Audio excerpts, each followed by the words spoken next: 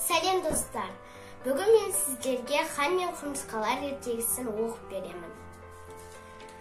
Баяғы заманда бір хан өмір сүріпті. Ол өзін әлемдегі ең ақылды, ең білгір адам деп санаған екен. Бірде хан өзінің әскерін ертіп аң аулауға шығады. Және шабармандар жан-жақтағы құмырсқаларға, кішкентай жәндіктерге хабар айттыру үшін тездетіп жолға шығарады. Хан барлық құмырсқаларға, құрттарға және басқа да кішкентай ақымақ құстарға 10 күн бойы індеріңнен шықпаңдар деп ескертіңдер. Егер айтқанды тыңдамаса, менің атты әскерім оларды таптап өтеді деген бұйрығын айтады. Барлық жәндіктер мен құрттар қатты қорқып індеріне тығылып шықпай қалады. Тек құмырсқалар ғана ханды өздерінің ауылдарында қарсы алмақ болып індеріне тығылып отырмайды. Уақыты келіп, хан өзінің әскерімен келе жатса, жолдарында жыбырлап жүрген құмырсқаларды көреді. Мен бұлардың барлығына ескертпеп пе едім? Құмырсқалардың менің айтқанымды тыңдамай сыртта жүргендері қалай? Деп сұрайды. Ханның жанындағы қызметшілері жабдырап қалады. Біраз жер жүріп барып, хан өзінің нөкерлеріне құмырсқалардың патшасын алдыма алып келіңдер деп бұйырады.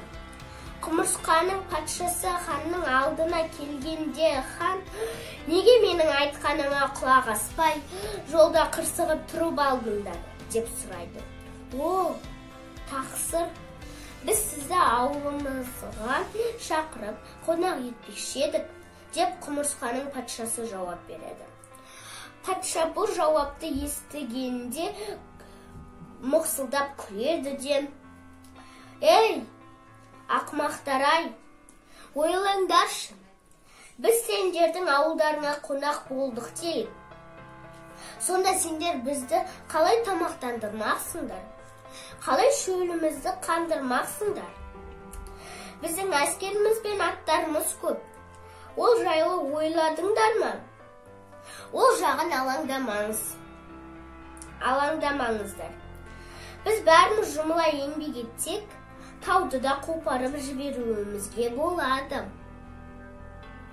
деді құмырсқаның патшасы. «Егер сендер ақылға қонымды сөз айтсаңдар, мен сенер едім. Бірақ сен бос сөзді далбасалап отырсың», дейді киіздің үстінде отырған хан. «О, тақсыр, сарбаздарыңызға аттан түсуді бұйырыңыз.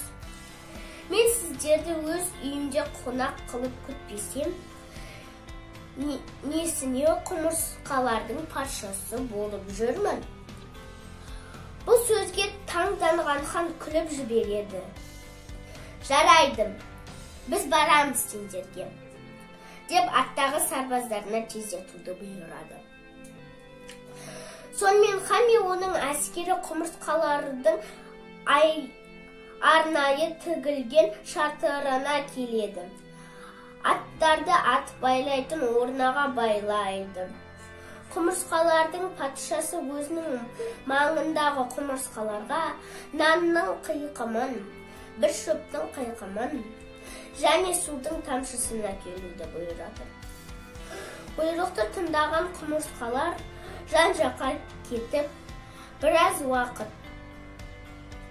уақыттан соң тапсырылған нанның ұнтағын, судың тамшысын және аттарға арналған шөптің қиқымын алып келе бастайды.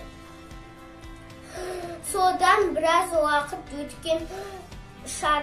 өткенде шатырдың алдында наннан тау жасалады.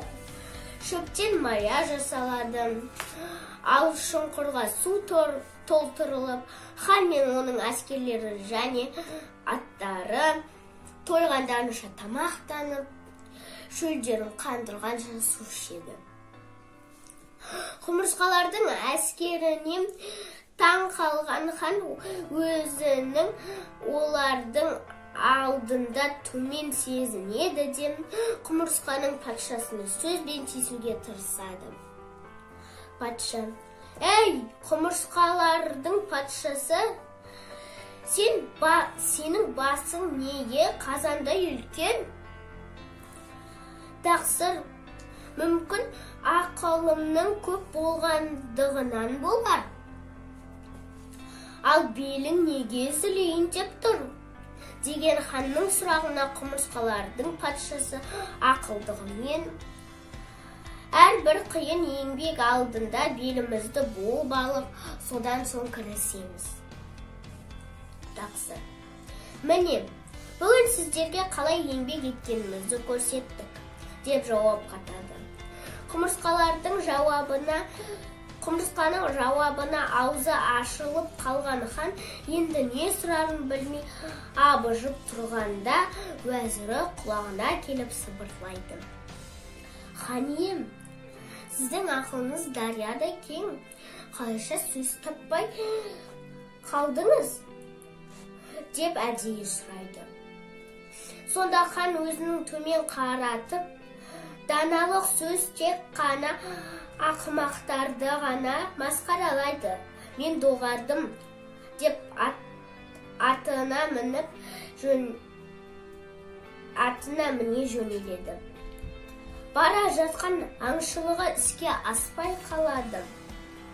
Өйткені масқара халге түскен хан әскерін ертіп еліне қарай шаба жөнеледі. Міне, осылайша өзін ең ақылды санаған ақымақтықтың беті ашылыпты.